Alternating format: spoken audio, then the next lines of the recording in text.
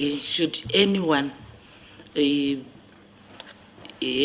the responsibility of making an input during our deliberations with you, then they also have to take oath. I swear that the evidence, I, Joshua Chifamba, swear that the evidence that I'm giving is the truth and nothing else but the truth. So help me God. Thank you.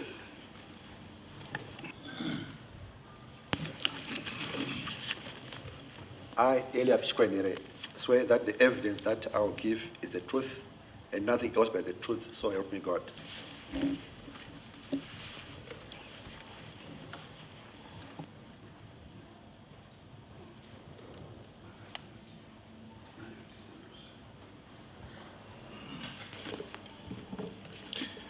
I, Hubert Chuara, swear that the evidence that I will give is the truth and nothing else but the truth, so help me God.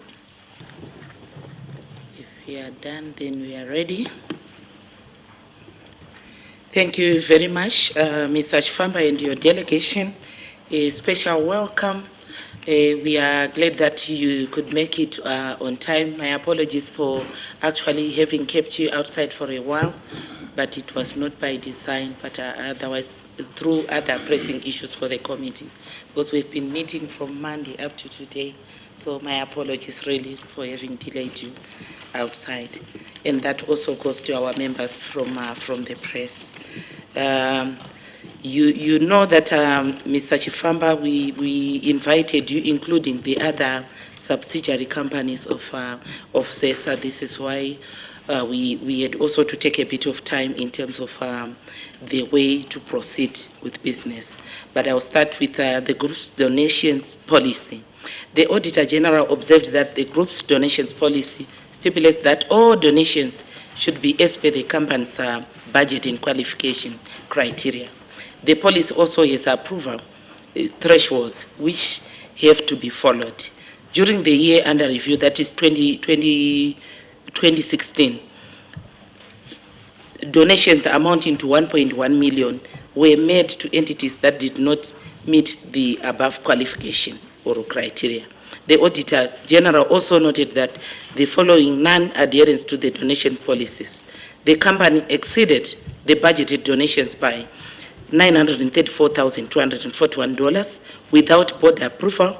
In addition, the Auditor General also was not availed with evidence of approval by the Minister of Energy and Power Development for the company's donations that exceeded the 300,000 threshold as per the company policy.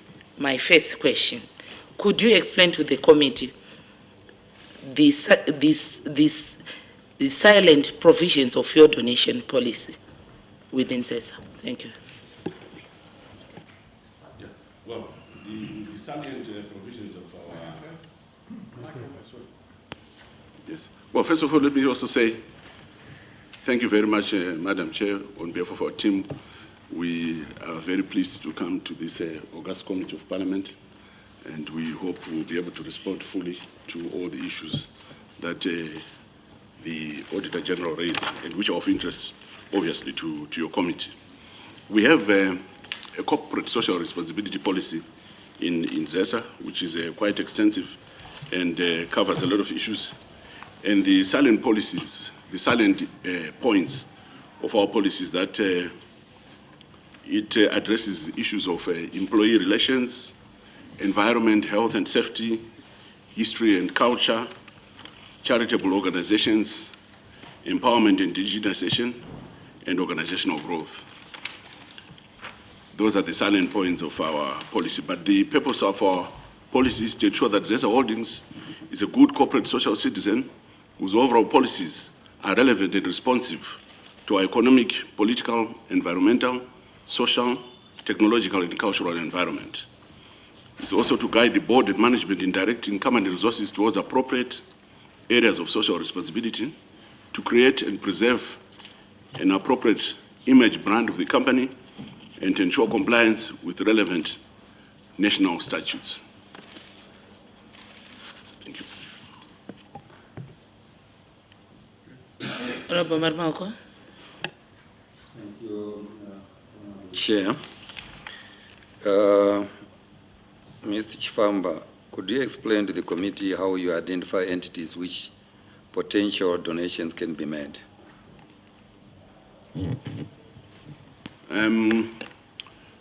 They have to be entities that fit within our policy, and on a more practical level, we are there to support causes that entities that, for instance, charitable organizations are some of the entities that we support.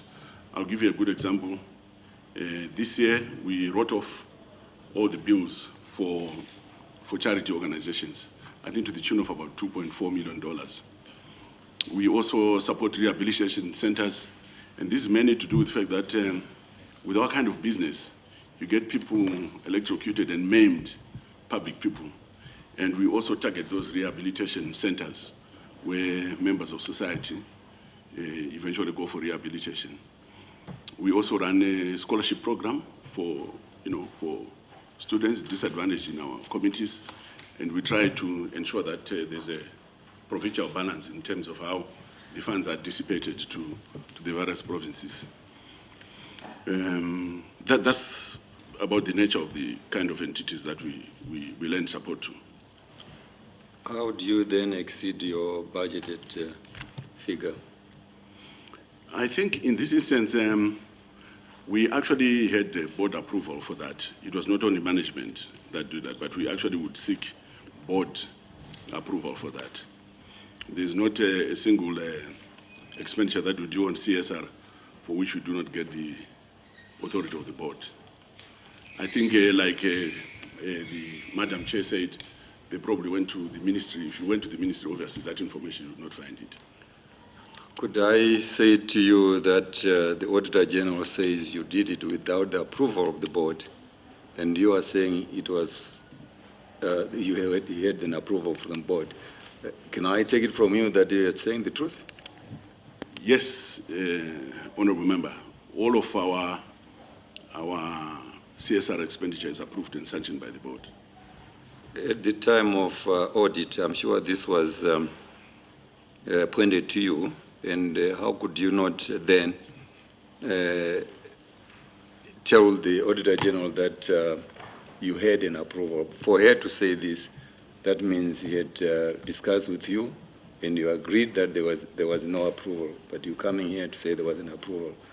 I would imagine probably at the material time there was probably the resolution was not finished to the Auditor General's office, but what I'm saying is something that we can back up with the approvals should the August committee want to see those. Yeah, please, approvals. if you could do so. Yeah. But Mr. Chifamba, in the AG's report, it was mentioned that you did not produce evidence of the approval by the minister. By the minister? Yes. Yeah. By the board. But even Yeah. Both the minister and the board, is it?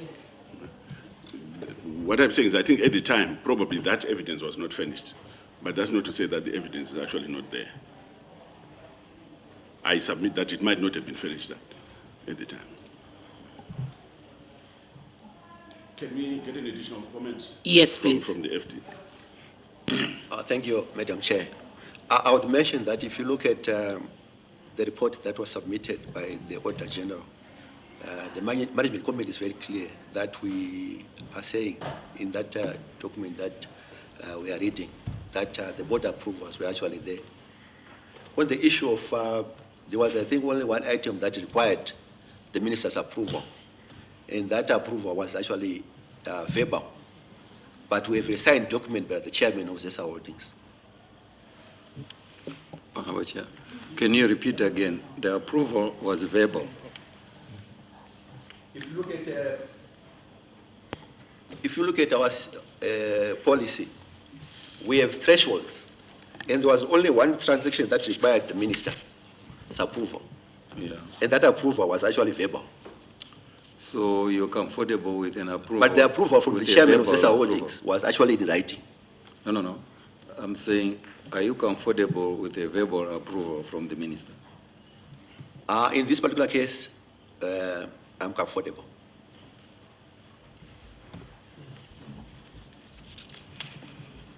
Honorable Mchonga. Yeah, I just get a more clear understanding of the process to the approval, because I'm getting both from Mr. Chifamba, something that concerns me a bit, so perhaps you can clarify. One would assume that if we are talking approvals, it means you do submit to the board and indicate that we want to do the following. At a board meeting, one would assume, a full board meeting. And so the minutes to those board meetings would be available, even if you do not necessarily have a separate resolution that is made. So what I'm failing to understand is at the time that the auditor came in, even if you had no resolution per se, which I'm assuming you'd have to have other processes after you've sought an approval, you would have had minutes of that board meeting to which this would have been tabled. So why were those minutes not given to the auditor? That is my first question. The second one is when you say verbal, can you explain what that means? Spoken to who?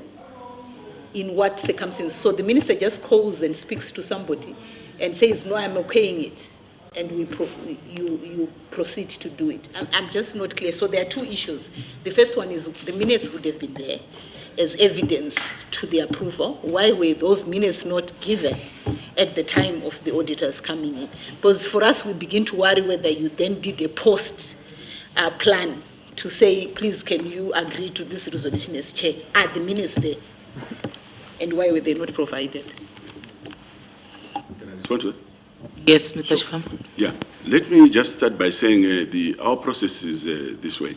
At the beginning of the year, when we do our budgets, we budget for all the expenditure items, including corporate social responsibility.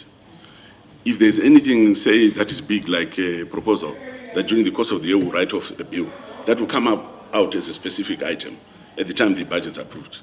But otherwise, we have been using like a global figure saying, okay, fine, let's, this year from our revenue of so much, let's say put 4 million towards CSR. Yeah. It's not specifically targeting projects, because what happens is you get in the course of the year requests that come from communities, charity organizations, individuals. If we think that that has a fit with our CSR, then we actually start the approval process against that budget. So the budget has been approved, but the specific items may not actually be approved at the point of budgeting. Yes, Honorable Mchanga. So in fact, what you are telling us is contrary to what we have been made to understand. Because when we're talking to the auditor, they were saying the process you have is you actually bring the donation to the board, and the board agrees. For example, you have a social responsibility that you are giving to soccer or to Zanu PF, I hope not. And you then say we are going to give such and such an entity this amount of money. The board then sits and says, yes, you can do the 200,000. But what I seem to be hearing from you is that, in fact, the board at the beginning of the year, or wherever you do your first board meeting, approves a global budget. So you, as the management, the few of you, now have the responsibility to then decide what you do with the 4 million, and not the board. So actually, you as management approve donations, and not necessarily the board, because all the board does is they approve a global figure, and not necessarily the specific and the entities to which you are going to donate. Very clear. Let me just say, according to the policy, our policy, up to $20,000, an MT can approve. Up to $40,000, the group CEO approves. Above 40,000 and up to 150,000, the board approves. And there's a caveat there. In such cases, and for expediency, the board chairman can sanction expenditure and seek board ratification. We do that just so that you don't have to call the board so often. And as you know, the board meetings are only done quarterly.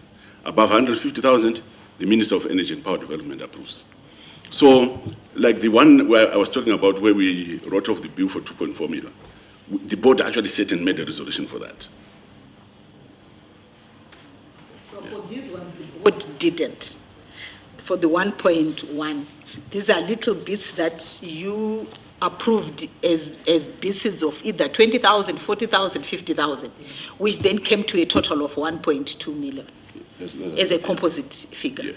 I think through you, Chair, could we actually have those approvals that they were making so that we can cross-check whether indeed they were doing the approvals in the manner in which they are saying, and they were doing it outside, or they were doing it within the agreed specification. So it would be interesting to actually get to understand where the 40,000, where the 1.1 went, and at what levels were the approvals at. Yes, I want to agree, but also to buttress the point from the Honorable Member, Ms. Ayram, is that I think it would be better for you to submit a list of the entities with amounts that you made the donation amounting to 1.1 million. Then we'll then get to understand.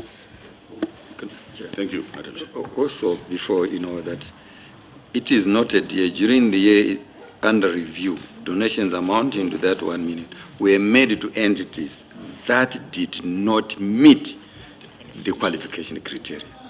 So that did not, the emphasis on that did not meet, which means the MD said and he decided on his own that let me donate to this entity when that entity did not meet the criteria. That's what I'm getting from the auditor's report. Well, that information will be furnished. Yes, the moment you finish us with the list of the entities, then we'll be able to see who and how much each entity got from ZESA. Thank you. And how soon will you avail that information to the committee? Thank you, Madam Chair. Perhaps just to highlight some of the items that were paid, although we're going to give you a detailed report on the donations that were made. It's not all, the total that I have here is almost half of that amount. We contributed to the workshop that was held under the banner of UNESCO Africa Engineering Week. The total amount of our contribution was 150,000. Then we paid for a bus, a 38-seater bus that was donated to a school of the disabled. The total amount was 125,000. There was a contribution that was made to a ceremony that was conducted by Zim Fund. You know, Zim Fund provided a grant for the government of Zimbabwe for the rehabilitation of the electrical system and for water treatment works. Our contribution is 29,000. There was sponsorship that was extended to the University of Zimbabwe as engineering department. As you are aware, we get a lot of our engineering staff from the UZ. So we realized that we have a problem with our engineers, so we wanted them to review their curricula. So we contributed $23,100 toward that exercise. We have been assisting the Ministry of Energy and Power Development. I'm sure in their submission, because I attended in this very house, their submission where they indicated that they were not getting enough support from the central government, and yet they're required to supervise ZESA and its subsidiaries. So from time to time, they write to us formally and they request for support. In this particular case, we paid in excess of 120,000 for the whole year. And we are aware that they make submissions, they actually declare those amounts to Parliament. So whilst we are going to give you a detailed breakdown, but these are some of the figures.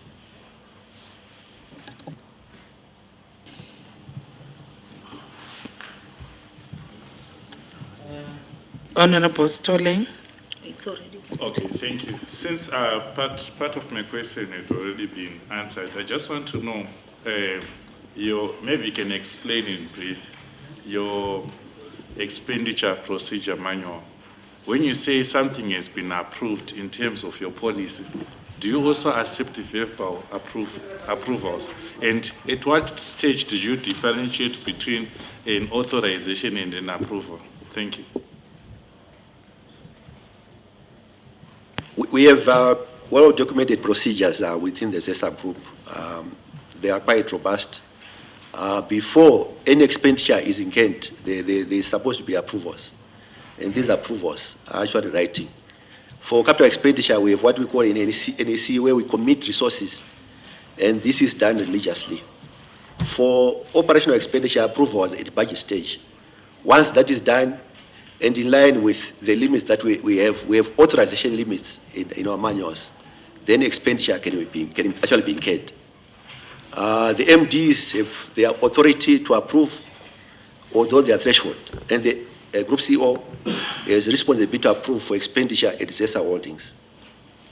My question is, at what stage do you accept a verbal approval as an organization? Because you actually, at one point, you mentioned that there was a verbal approval for some expenditure. So at what stage does your policy allow that? All approvals, in principle, are supposed to be in writing.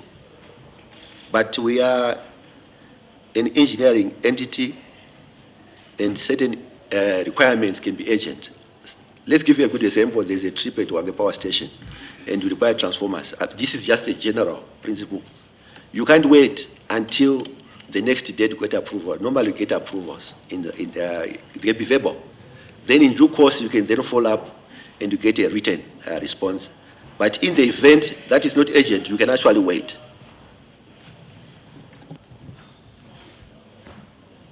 Honorable Mapiki. Mr. Chifamba, is it a chargeable offense for someone to exceed the budgeted donation?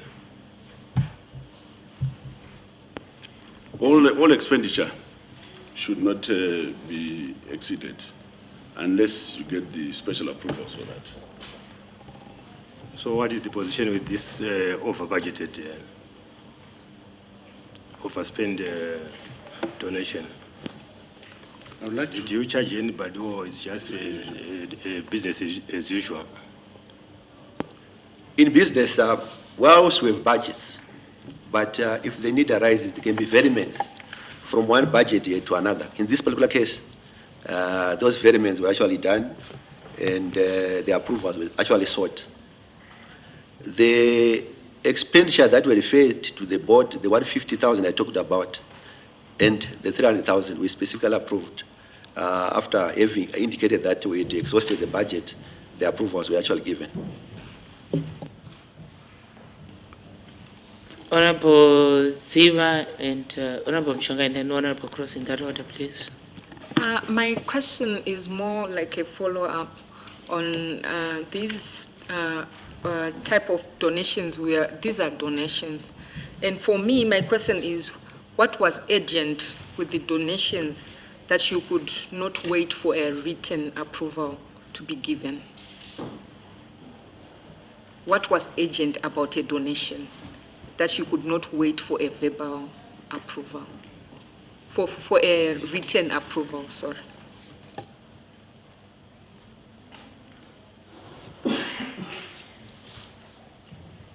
Yes, Mr. Chifamba.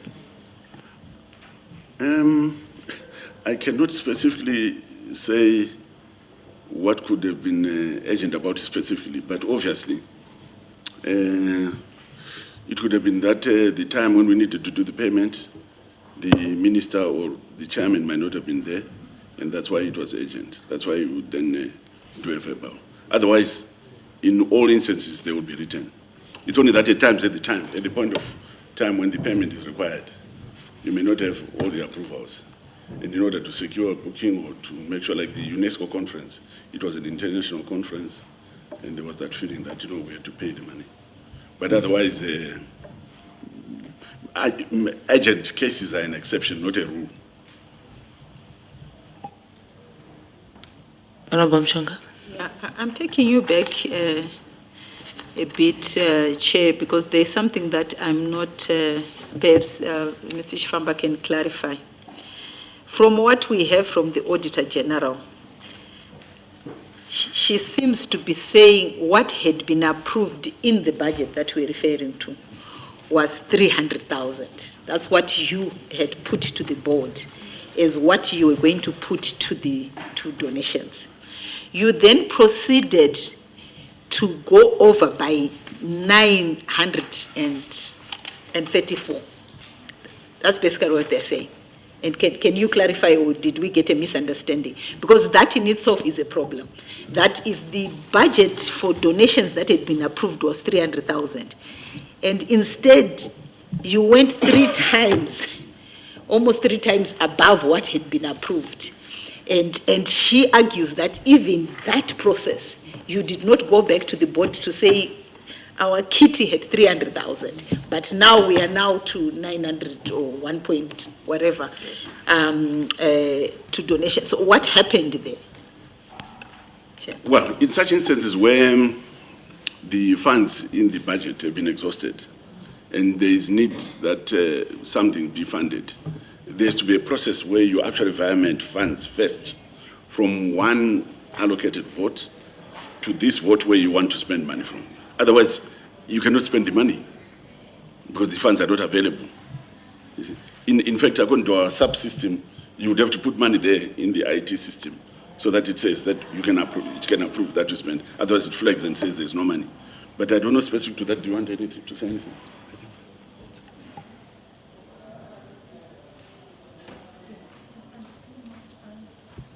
I'm still not answered.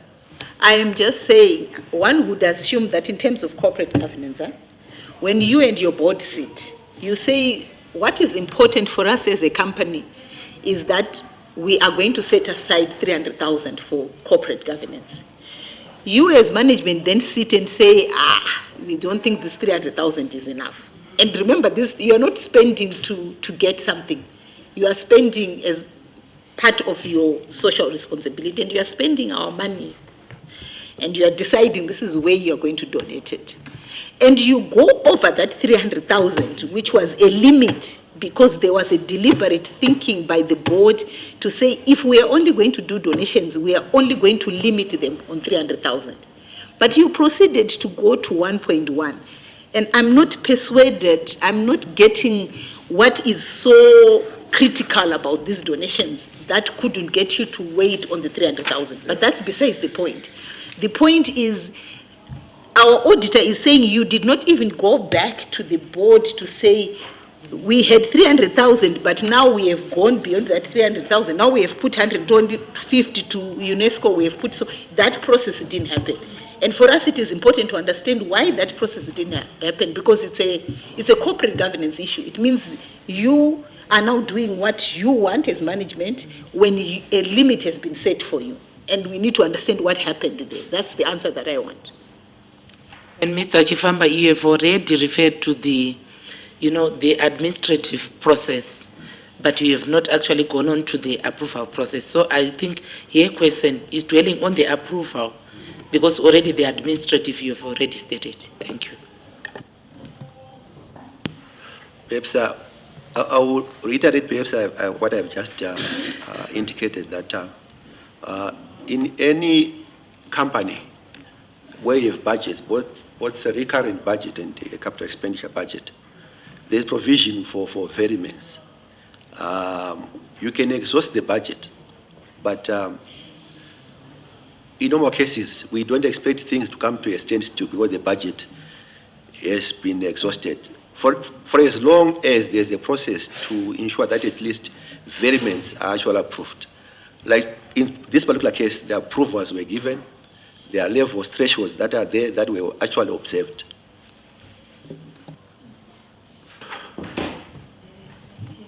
So what are you saying?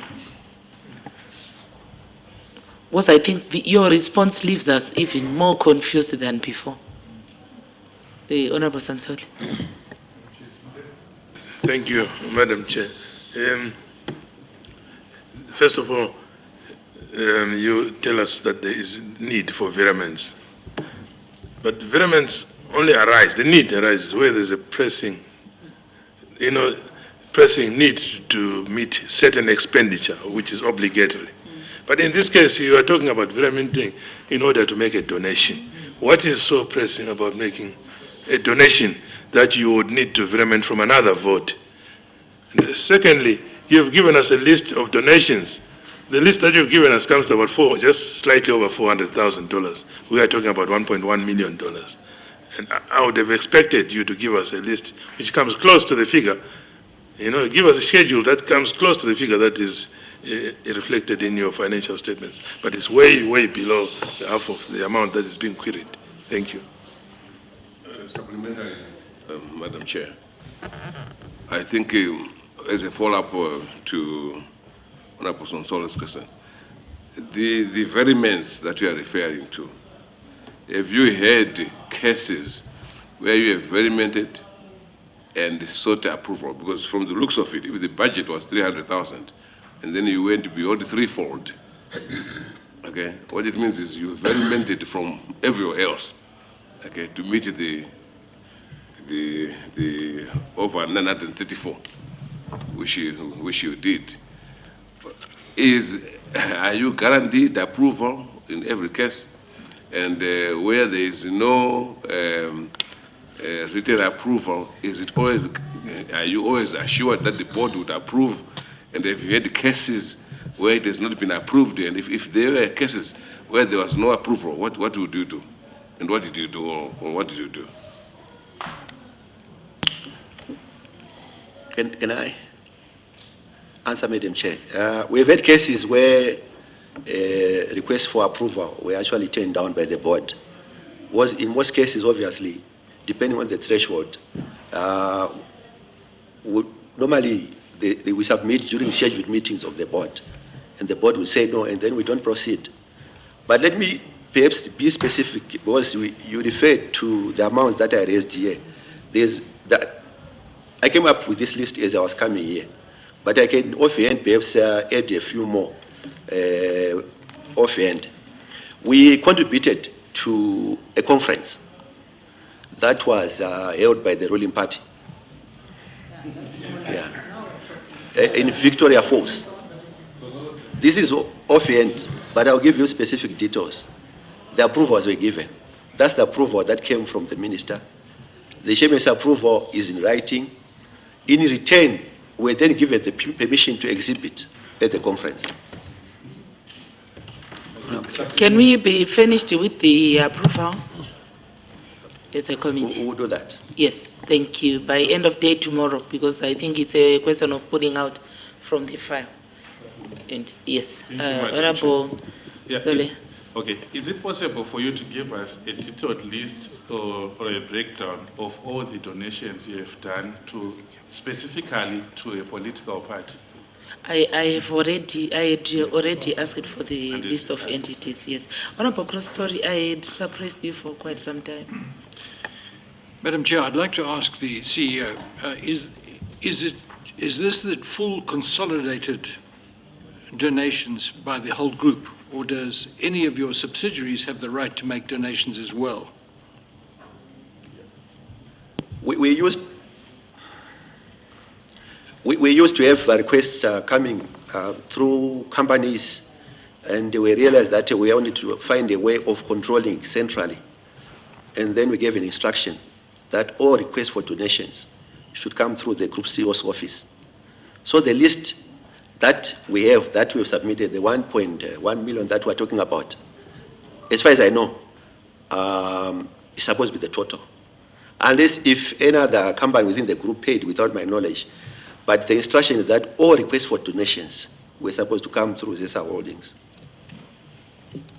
And then could you give the committee an indication of what your consolidated loss was for 2015, which is the year under review? The loss for, I'm looking at the group. Group loss, the consolidated group loss. The group loss position was for 2015. Oh, sorry. The consolidated loss for the group was 48.1 million. This consolidated for all the companies within the group. And then for 2016, obviously, I think that will be submitted because the audit accounts are available. We had a profit of 63.9 million. But that profit arose as a result of adjustments to allowance for credit losses. That means the donations were from borrowed money. Sure. In principle, that would be correct. Yes, Honorable Stole, and then Honorable Marmoko. Okay, I just want to ask that how do you prioritize your expenditure, donations vis-a-vis service delivery? Thank you. we have a strategic plan at ZESA. Each of the companies within the group have strategic plans, we have strategic priorities, and budgets are allocated on the basis of those strategic priorities. And as far as I'm concerned, donations, whilst important, but it's not a priority. So if you look at perhaps the amount that we're talking about, the 1.1 million, against the revenue that we generate as a group of almost 851 million for the whole year. So as a percentage, it's quite, I don't want to say insignificant, but it's quite low. Honorable Marwago. Thank you, I'll Honorable come to you, Chair. Honorable. As you were briefing us on what happened, you went on to say you supported the ministry to the tune of $120,000 at that material time. Could you indicate to the committee what was it that the ministry wanted to do with the $120,000? When we get requests from the Ministry of Energy, it's always in writing, signed by the head of the ministry, the chief executive. And the items are actually listed in terms of their requirements. It's not generalized. They're actually specific items, stationery, things like that. Things that enable them to function as an organization. Because we realize that if these guys are not functional, they're not able to supervise us. So that's why we always are keen to actually support them. Madam Chair. Honorable Maridad and then Honorable Mshonga. Yeah. Mr. Chikwendra, you spoke about donating to a conference, a ZANU-PF conference in Vic Falls, and then getting an opportunity to exhibit. What were you exhibiting at the ZANU-PF conference, and what was the value of, what value did you get out of that exhibition? I think I will have to be honest to say that I didn't attend the conference myself. Our PR attended, and I didn't actually follow up after the meeting to confirm how they exhibited and the value. But offhand, in our discussions, as they approached me when they wanted payment, they indicated that there would be exhibition. And there was no reason why I could not believe them. So I'm not in a position at this juncture to determine the level, the value of the benefit that we got from the exhibition. But what I know, from time to time, they have those exhibitions. Normally, we have a lot of programs, prepaid metering program, accident reports that we need to publicize. We have a lot of people that are dying because of accidents to do with electricity. We take advantage of those meetings to make the public aware of the dangers of electricity. So I can only assume those were the issues that were raised at those exhibitions. It's okay, Mr. Chikwendra. Although I didn't attend. No, you don't belabor the point. You basically gave money for them for a donation to a conference on the basis of a belief that they're going to exhibit. They probably maybe never exhibited, but anyway, don't disregard it. I just wanted to bring that point out. That yeah, thank you. Mshonga, I give you the floor. I'm actually following up on Honorable Maridad, because one of the issues that was raised by the Auditor General, to which we actually had not specifically asked you, is to speak to the specific criteria on what basis you decide that you will fund this. So, for example, you fund a political party like ZANU-PF. So if my own political party were to come to you, I have an equally good number of people that will be there, and I give you an opportunity to display. Would I be able to get a donation from you? Because I would assume in this instance, your focus was there are loads of people. We want to make sure they hear about all these accidents that happen. So this is a general criteria for political parties. So if political parties are having conferences, they can just come to ZESA like everybody else and follow that criteria and will be funded. Let me be frank here. We took an oath and we want to be frank and honest. I mean, I'll tell you, probably if you are the ruling party, probably will do that for you. What I'm saying is, You are prevailed upon. You see what I mean? You are prevailed upon, and I would imagine you have no option, Madam Shonga. If you see what I mean? Yes. And sorry, just follow up. I'm very happy. Can you clarify? If you are a ruling party, if I am a ruling party, I can approach for a donation, and you can gladly do so. It would not be in my nature to do so. I would not want to do that because, strictly speaking, according to the Act, I'm not supposed to do so. You know what I mean? But you end up doing so. Oh, okay. I might sound like I'm get speaking you. parables. No, I get you. I get you. I'm doing a follow-up actually on that. Yes, because okay. I'm glad that he is actually, like you said, is under oath. Because one of the things that the auditor also said is that in response, in speaking to why some of these donations were made and why they were made, against specific thresholds, it was as a result of relevant authorities that had intervened. And our question then would have been, what would those relevant authorities?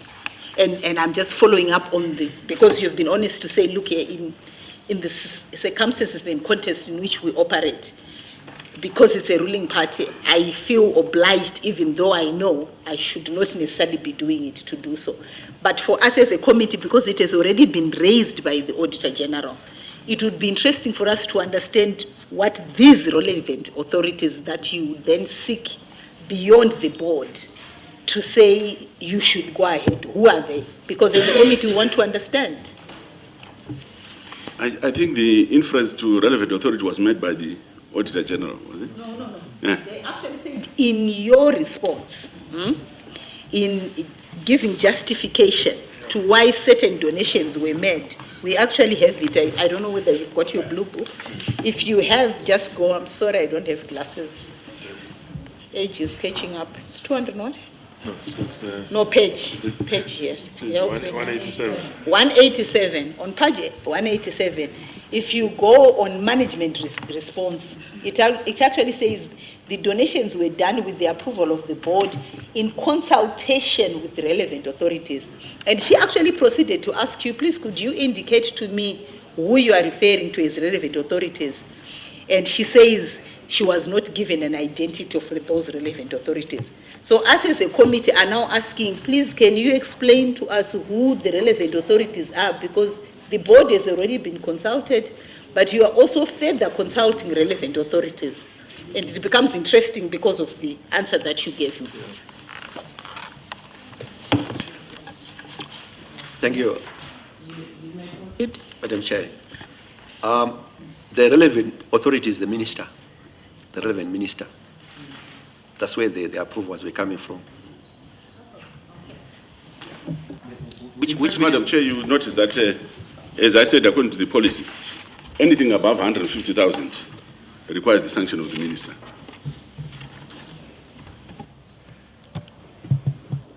So, Honorable Mapiki, we need to move on to Zend, so can you?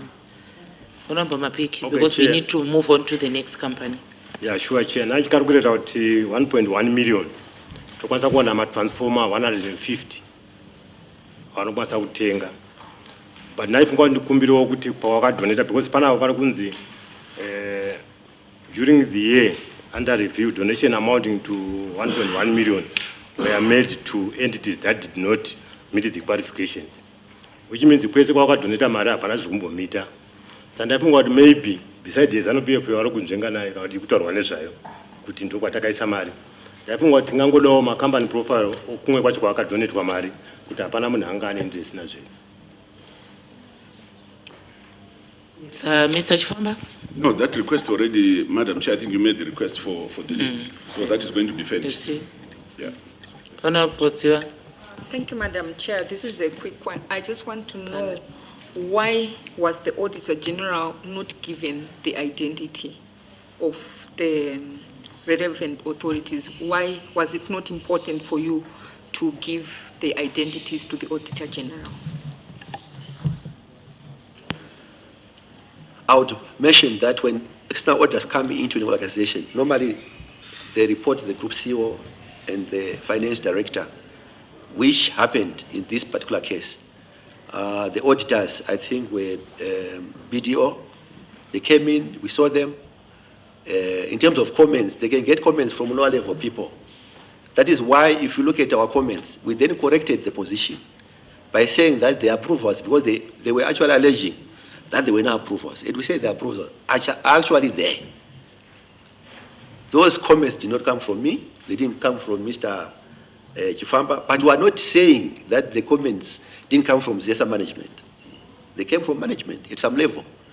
It's a fact, but certainly not the two of us. Yes, Honorable Cross. Madam Chair, just a comment to the ZESA management. I think it's critically important that you're totally frank with your auditors. And when they ask you for the identities of the people who've been recipients of donations, they should be provided without question. It should not be left to a public hearing like this for us to have to request that list. Thank you, Honorable Cross. You are getting into deliberations. Can we move on to ZENT, where we have for the financial years ended December 31, 2015. That is for reference, for quick reference to the officials. It's on page 182 of the 2016 Auditor General's report. Governance issues. Honorable Cross.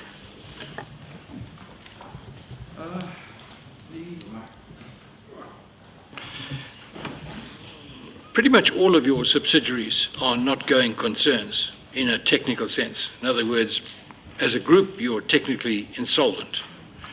In the case of this particular company, which is a relatively small operation in your terms, I mean, it's quite a big operation on its own, you incurred a loss in 2015 of $9 million, and you had negative equity I forget how much, a negative of $10 million in 2015. And it's a question of whether this operation is a going concern and why do you maintain it as a group.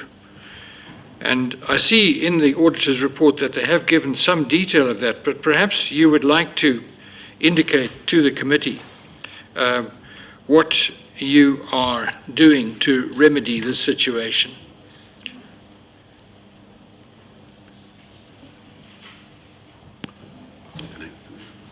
Yes, Mr. Chifamba. Perhaps I just include that in the document, in the auditor's report, they indicate that your subsidiary is not performing to even your own recovery plans. I mean, it's they're just way behind in all segments.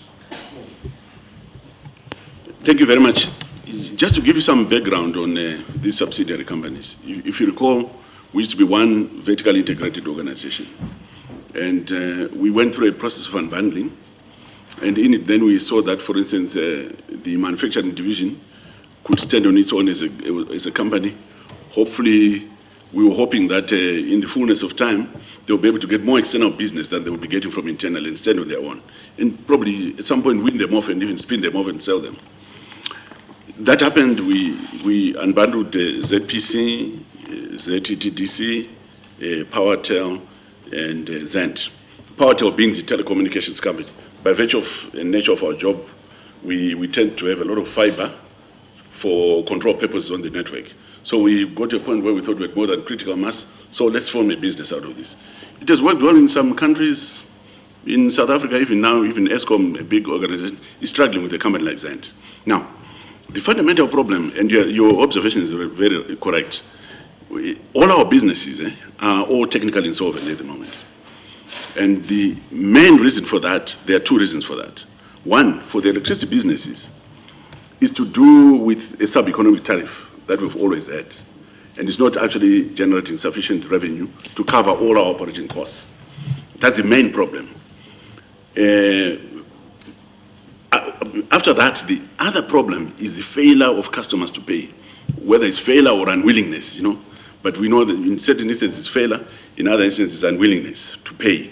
Now, the fundamental problem that ZENT has, if you go to ZENT performance in 2011, it was doing relatively well.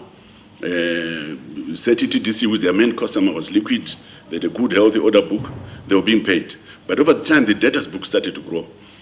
The debtors book that we have at the moment is standing at about more than $1 billion. To be precise, it's about $1.1 billion, our debtors book. That's money we're owed by our customers. That's the group. That is a group, yes.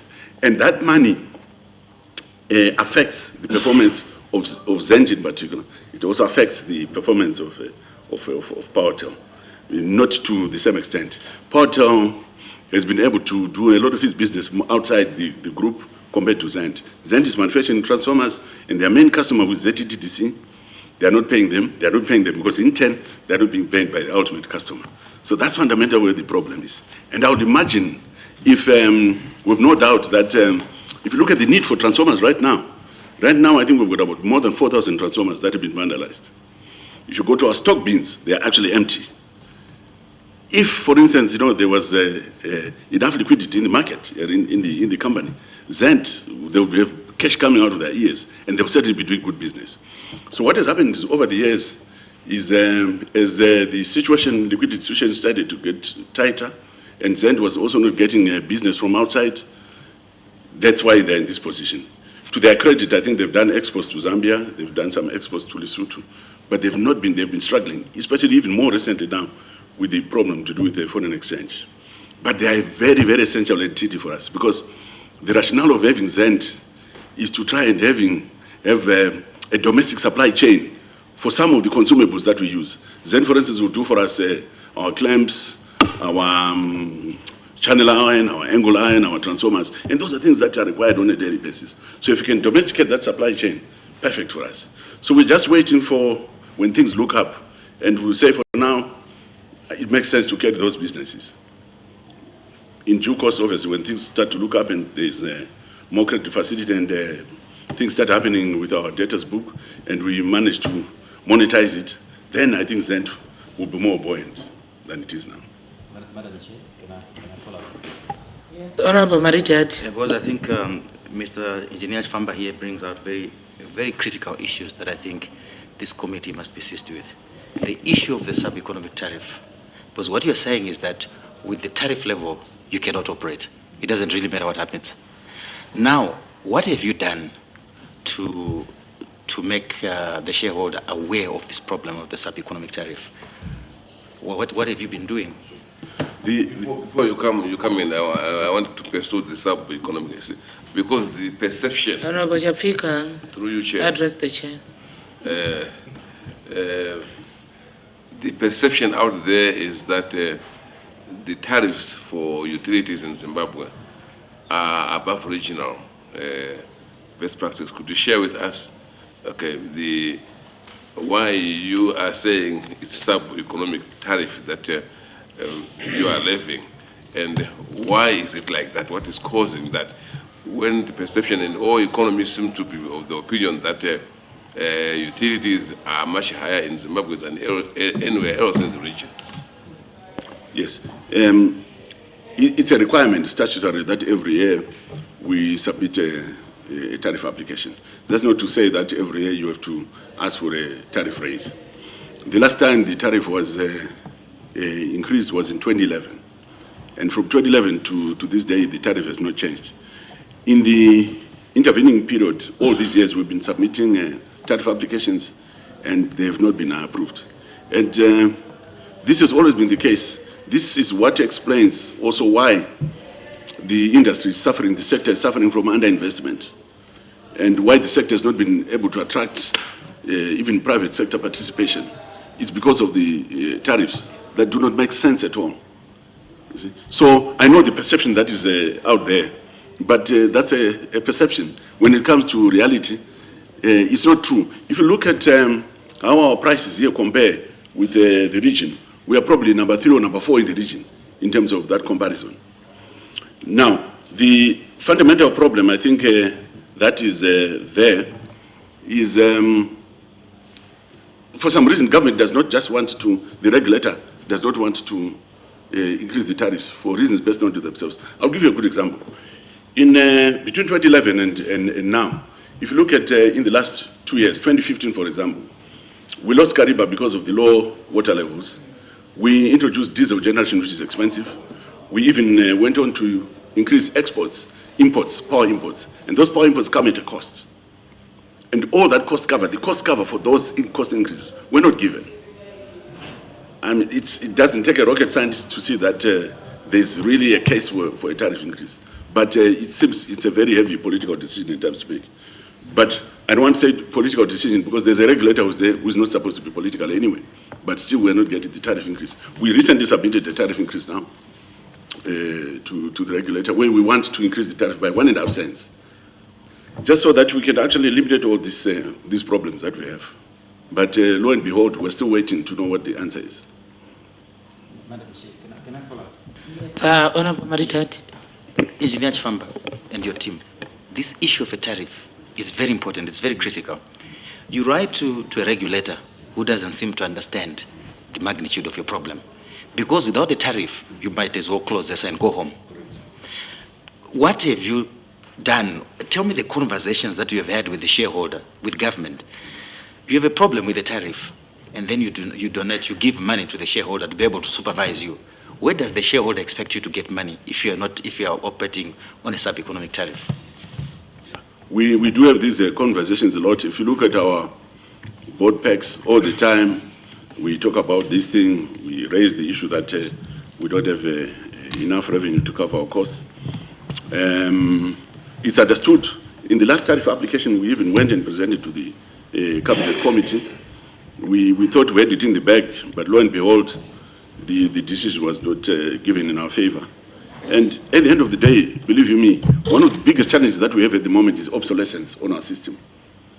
And much of the development that we expect to ensue, even from the new dispensation, may not arise simply because we actually will not be able to oblige in terms of service delivery.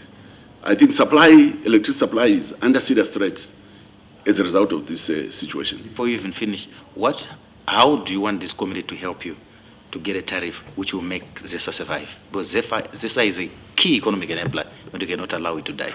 What do you think this committee should do? Any type of support that you can lend, including the type of grilling we're being subjected to here, I'm sure, yeah, you know, I mean, all those things are important, but it's got to be done. You see, it costs money to produce electricity. It costs money to buy electricity. At the moment, as we're sitting, we owe now ESCOM quite a lot of money. We know other suppliers a lot of money. We owe even other creditors a lot of money. And clearly you can see that, okay, fine. There's also the problem that people are not paying their bills. There's also the problem but that is only an aggravating factor. The main fundamental problem being that the tariff that is there is not cost reflective at the moment.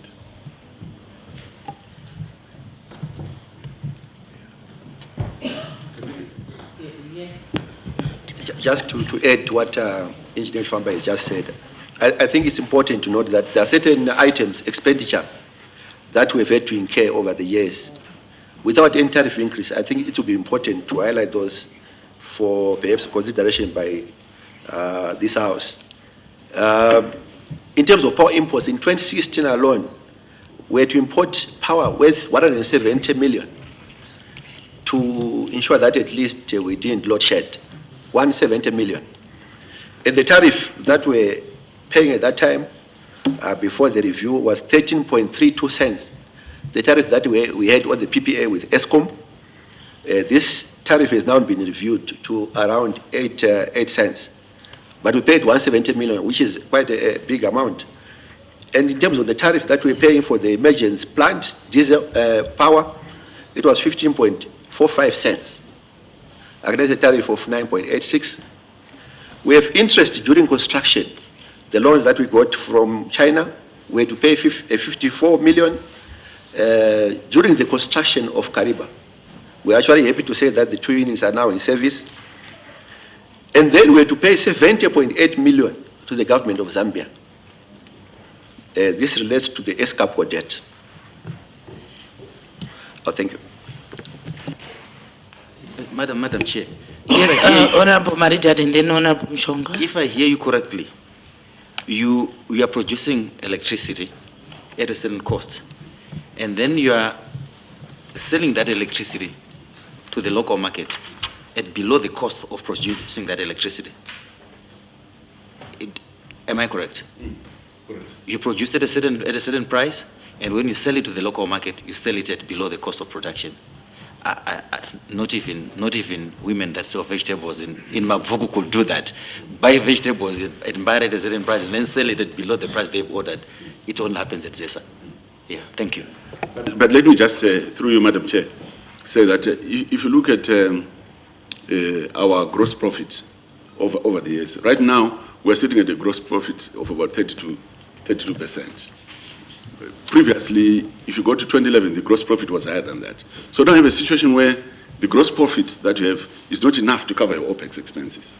So we are continuously making an operational loss, as was observed by the Auditor General here, that in 2015, I think there's an operational loss of about $112 million.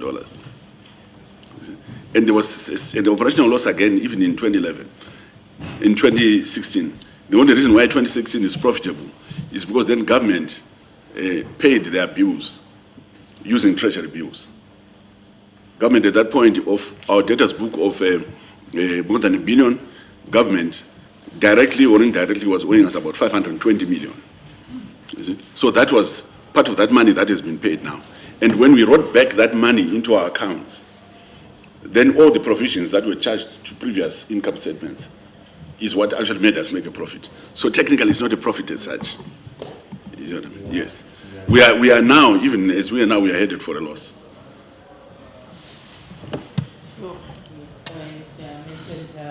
I had actually picked on Honorable Mshwanga. Yeah, not that serious, but just wondering that if as management you are so frustrated by not getting the responses you are supposed to, why do we always find you with loads of adverts about congratulations of the same shareholder that gives you such problems and you are spending money? Let's leave it as a comment. Honorable Cross. No, it does not arise, Honorable. Just because the congratulatory message, just out of it, the congratulatory message, there are so many. You actually clog the newspapers with congratulatory messages. You know, and you write such beautiful. No, it is a protection lots from the chair, but I think you have heard Mr. Chifamba and your team that I think is not pleasing and people are not happy. When you actually go to your next door neighbor and dress them properly, your own child, while she's burning and suffering. I think this is the expression that you are getting from the members. We are worried. Thank you. Honorable Cross? Two issues. Are you holding those treasury bills in your accounts at full value?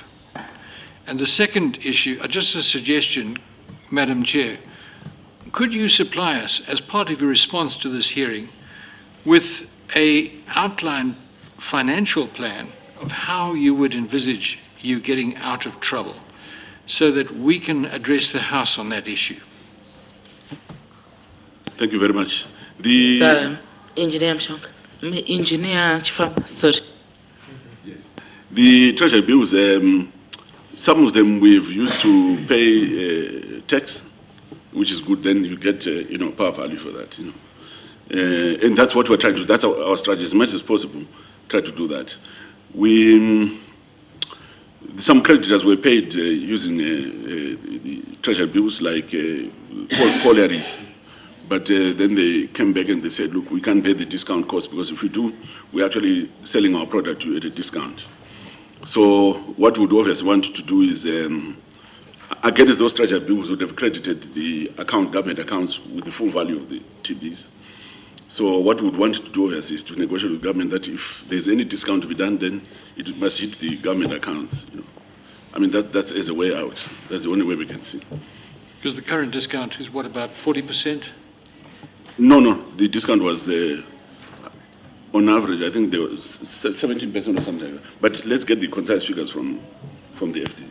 Yep. In terms of the treasury bills, in our discussions with the RBZ, we realized that they are trying to ensure that at least they minimize the issuance as much as possible, to the extent that to avoid issuing quite a big chunk of TBs, we have done set-offs, treasury being paid, so that at least the set-off relating to the taxes that we owe Zimbra And then they're also paying for power imports without really issuing TBs per se, so that at least we get the full value of the payments that we're getting. In terms of the actual TBs that were issued, there are very few that were issued. And in most cases, the RBZ is insisting that as much as possible, the creditors should hold those TBs to maturity. That is what is happening. But I would like to comment. You're not paying for imports with TBs? No. Well, we are not paying for imports with TBs. But I would like to also, with your permission, yes, please, to comment to what Honorable Maridad actually indicated, that we are importing power and we are deliberately, as it were, selling it at a loss. But ZESA is an arm of government. Whilst as management we are supposed to make business decisions, supposed to make a loss. But in this particular case, we took a bigger, we looked at the bigger picture.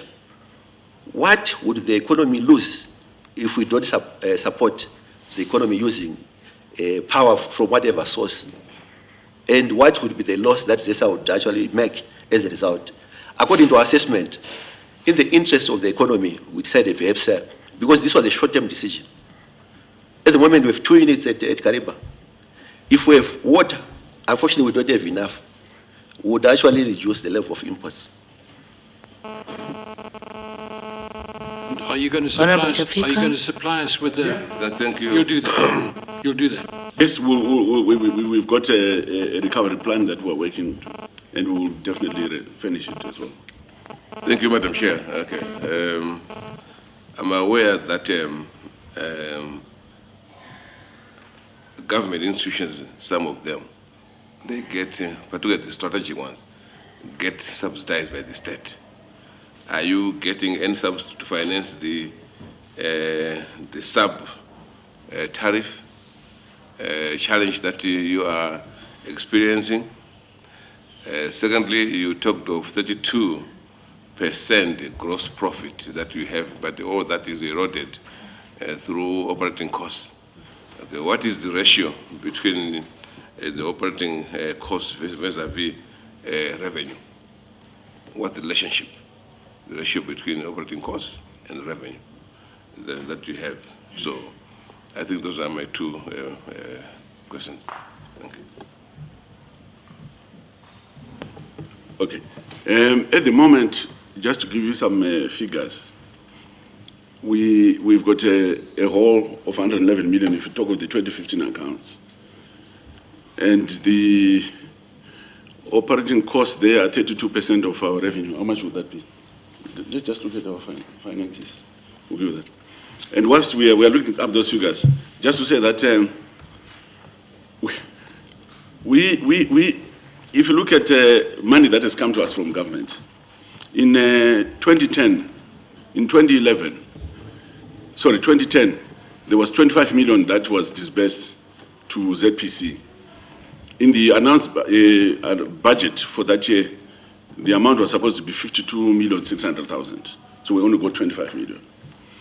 And in 2011, the amount announced in the budget was 55 million, and all we got was 28 million. In 2012, announced in the budget was 49.5 million, and what we got was 15.7 million. So if you look from 2010 to 2018 now, a total of only $74 million has actually been given to us by government. In certain instances, you'd rather government simply pays its bills than make a promise that they will give you money. Because at times what actually we are given is less than what government would be owing us. So if you look at our expenditure, and I'm looking at 2015 here, 2015, the revenue, you look at a revenue of 851 million. The actual OPEX was, let me just take out this.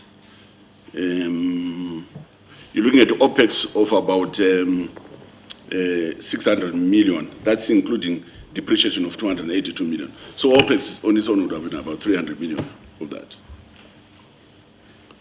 Yeah. Thank you, Engineer Chifamba, for that general information. Of course, it falls out of the purview of the audit, but however, we also appreciate for the information. We now move on to PowerTel communication. Honorable Maruma Oko, can you take us through page 171 for the benefit of the team from the ZESA? Thank you, Honorable Chair. On governance, the Auditor General observed that you incurred an operating loss for the year ended 31 December 2015 of 549,417 and a loss for the year of $497,380. That is, in 2014, you were on $1,154,186,000. This was attributed to reduction in the revenues from the data and internet services on the backdrop of high fixed costs associated with the company's operations. The company's current liabilities exceeded in its current assets by $1.6 million. That is, in 2014, 9 million plus. The net liability position was a result of the liquidity constraints to the economy affecting the recoverability of receivables and payment of debtors. My question there, so that would arise from that narrative is, in your response, you have engaged certain vendors to assist the company with finance to the tune of $7.7 million. Please explain to the committee if these finances were received, and if so, to what extent these were used for the intended purposes. Yeah. Again, just to say one thing that we have as a challenge, we are essentially PowerTel and the electricity business, a network business. And one of the key ingredients you require as a network business, to have long-term money in the market. And that has been the biggest challenge that PowerTel has been having. In this instance, PowerTel are operating in a market space where the competition is cutthroat, and like they explained in this report, there was a lot of discounting of price, especially of the internet revenues in the market, and they suffered from that. Salaries of staff, I think we've had a claim down on salaries from 2012. If you look at our salary bill from all our finances, audited finances, you can actually see that we've plateaued insofar as salaries is concerned. We have taken a lot in terms of reducing overtime, especially for distribution. But at times it's at the expense of customers complaining that they are going for long time without interruption. But we've optimized that in terms of, if it's a huge area off, then our people will come. But if it's only, say, an individual phoning, I hope that's not what's affecting Honorable Shoga. Exactly. We don't do that. And transformers, I think the biggest challenge that we have, which has also been affecting us, is vandalism. And I think that's the area where I think parliamentarians, you can help a lot, especially in the various constituencies. We are suffering seriously from vandalism. Firstly, from loss of actual equipment, and then from loss of revenue. It's a serious problem. I just probably... Yes, it's just a question of commenting to what he has said. It may be difficult, Mr. Chifamba, when the economy is not performing. We will do our best as MPs that the economy is something else. Yes, Honorable Stone. Just an observation, Madam Chair. You just said that it requires some procedures, insinuating that the workers' salaries, they've been stagnant for some time, and they've been protesting, asking for an increment, which is workers' welfare, which is part of your service delivery, and it's difficult. And how does he he matched that to the aspect. I'm getting back to the issue of donations. It was urgent, then they have to move in, and they increased the donations from 300,000 to 1 million. Then when it comes to salaries, staff welfare, they need an increment, then it's not urgent, then they are relaxed. How do they, aren't they pursuing vulgar priorities? Then the second issue, transformers are very expensive. In my constituency, I always experience those issues of vandalism and whatever. As ZESA, I've actually engaged your management, and they actually advise that no, as the community, let's put in place measures to ensure that there is no vandalism. But the big loss is on the ZESA side. Why don't you put in place maybe some CCTV or even some gadgets which protect those transformers? Because most of those transformers, they'll be open and vulnerable to abuse. Thank you. Yes, mine is supplementary to Honorable Stone. It's on the transformers. Because it would appear that from my experience in my constituency or even in the farms, there is that huge demand for the oil which is in the transformer. And it seems like it's easily accessible, because I know in Mtoko, where I come from, these transformers in schools in particular, like the oils, once the oil is stolen, you have to throw away the entire equipment. I mean, can't something be done to protect the oil? At least to have additional engineering around the oil for individuals not to be able to access. Because they have to climb all the way up there and just drain. It looks like it's so easy. And it requires professionals. Are you innovating around that? Because it's really, and on the salary issue, there is this kind of initiative to rationalize salaries. There's an outcry that, in terms of ease of doing business, in the region, Zimbabwe seems to have the highest wage bill, and it seems to be not to be consistent if we compare ourselves with the region. Have you done an analysis? Well, I know here our salaries are now pegged in dollars, and those salaries were pegged during the hyperinflation period. Honorable Chafika, you are now going into deliberations. Just ask your question. My question is that have you taken note of that? The current realignment and rationalization of the salaries. Okay, Engineer Chifamba. Thank you very much.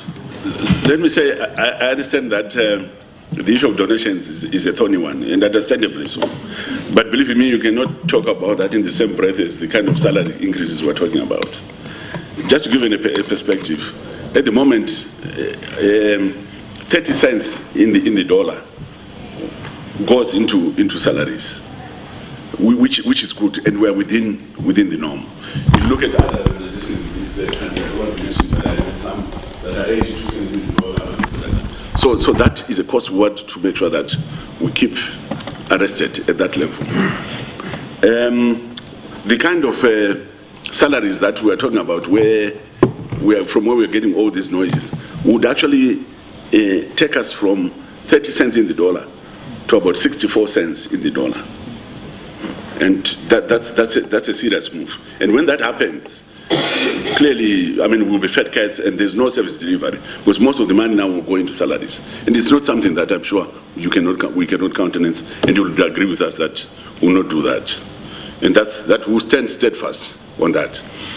On the issue of salaries, in terms of comparisons, we compare very well. If you look at how we pay our workers, I think at times the salaries have gone in the public domain. We've even had headmasters phoning in and say, I'm prepared to leave my job in ZESA as a headmaster and come and work in ZESA as a laborer. You see, so those are the things. So there are some of these distortions that need to be sorted out, which is this realignment you're talking about. And that's the process that we're going through. And it's a painstaking process. It requires a lot of courage on the part of management, because workers will keep demanding, the issue will be politicized, but we'll remain steadfast on that. True, there are technologies that can be used to protect equipment. There are some technologies that we're trying to protect transformers. But there we are again. We are talking of these technologies that will be an extra cost, and as an extra cost, it requires an increase in tariff and all those things. So we're constrained as well. Because on the one hand, we want to do all these things, but we don't actually have the wherewithal in terms of financial resources to be able to do so. Thank you, Engineer Chifamba. We now move on to Zimbabwe Power Company and its subsidiary 2015 for the financial years ended 31st December 2015. That is on page 204 for ease of reference to those who do have the Auditor General's report of 2016. We have 3 issues: governance, we have evacuation of generated power, we have standing agreements. And to take us through is Honorable Sansole. Thank you, Madam Chair. The first, we are dealing with governance issues. And the first one is production costs of coal.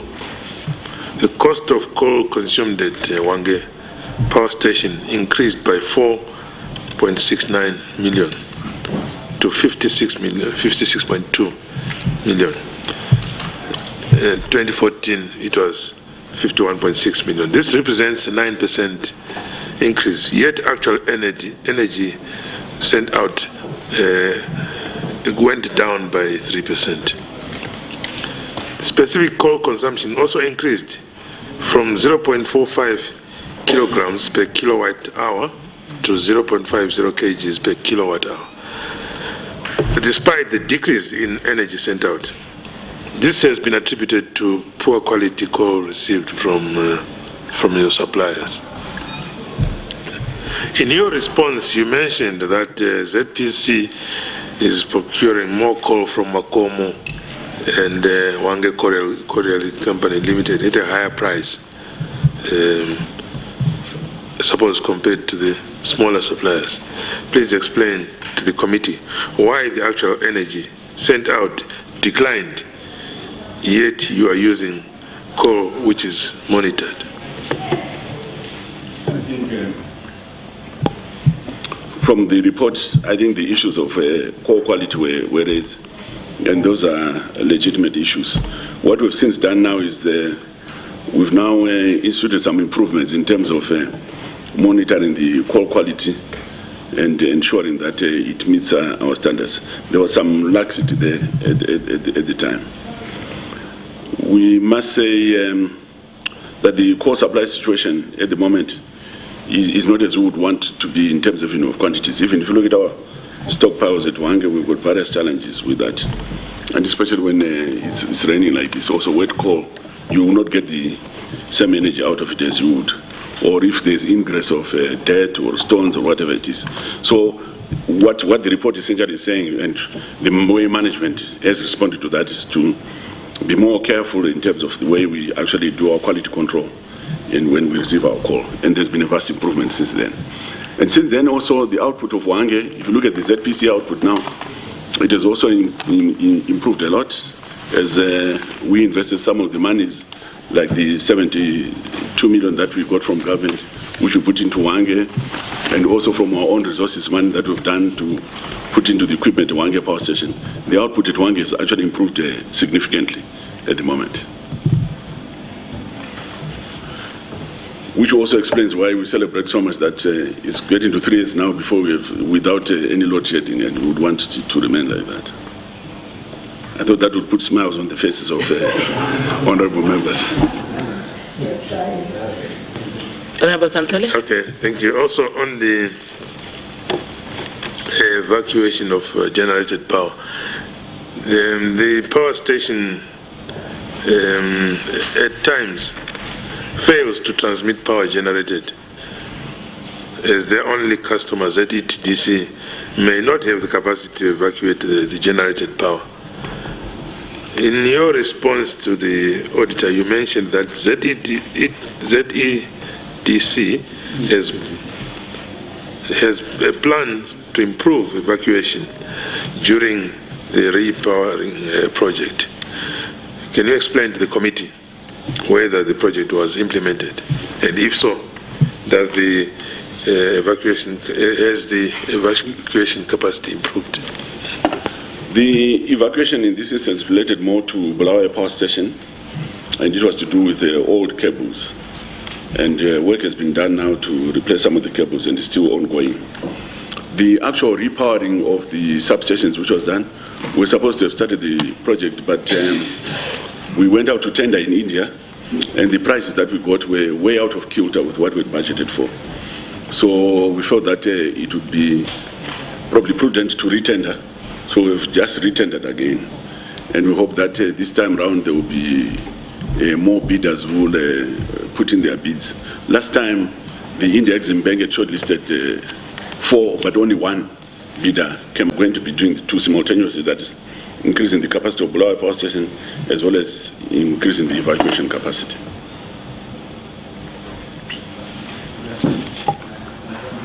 Yes, Honorable Maridad. Yes, Engineer Chifamba, you several times we've heard about ZESA talking about when you talk of plans, strategic plans for the future, you are always talking about increasing generation capacity. Very rarely do I hear you talk about increasing capacity to evacuate. And I mean, for the first time I see it appearing that you're talking of power evacuation. That's number one. Number two, ZESA has bundled and bundled, and distribution company and transmission company are now one. Is that the best business model, that distribution and transmission are one?